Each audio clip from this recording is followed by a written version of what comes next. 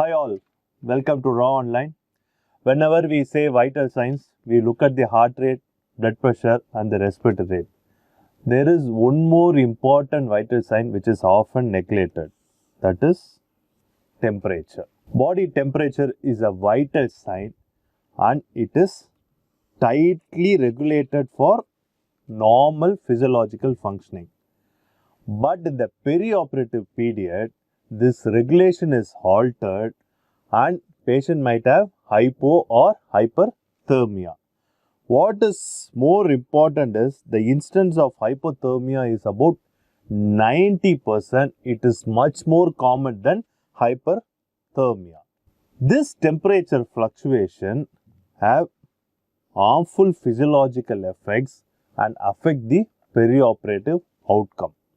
In spite of this, temperature is not seriously monitored, and what is more agonizing is it is treated even more infrequently. Temperature monitoring is not taken as much important with blood pressure or heart rate. The normal core temperature in a human is 36.5 degrees Celsius to 37.3 degrees Celsius. The word thermometer was derived from the Greek word thermos, which means hot, and metrons mean measurement. So, measuring the heat, that is the temperature. Galileo was the first to develop thermometer at the end of 16th century.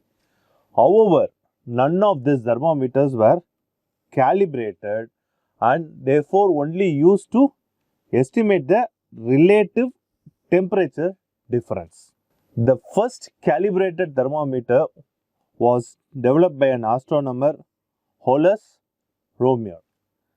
Fahrenheit considerably improved this thermometer and he calibrated it with mercury, and he made that calibrated thermometer available in 1714. A decade later, he came with the concept of freezing point and the boiling point.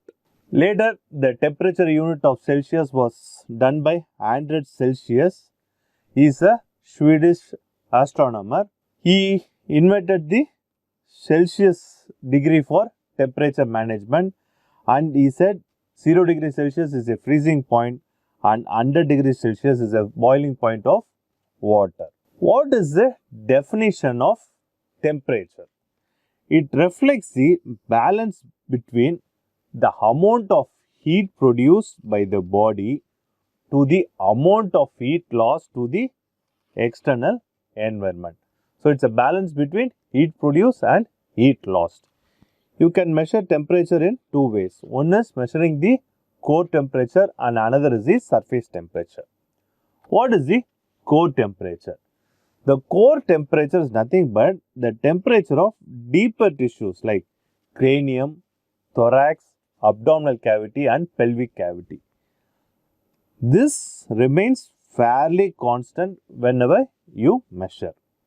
Surface temperature is the temperature of the superficial tissue, skin, subcutaneous and fat. It relatively fluctuates with the variation in the external environment. How a body heat is normally distributed. Normally, the core temperature is around 37 degrees Celsius. As you move towards the periphery, the temperature slowly comes down. Here it is 36. Little distal, it is 32. As you move more distally, it is 28 degrees Celsius. So, from a core temperature of 37, which is in the center, as you move periphery, your temperature comes down. This temperature distribution can be altered in a warm or a cold environment. See, in a warm environment, the peripheral temperature can be maintained, but in a cold environment, it becomes at least 28 or it can be 25 to 26.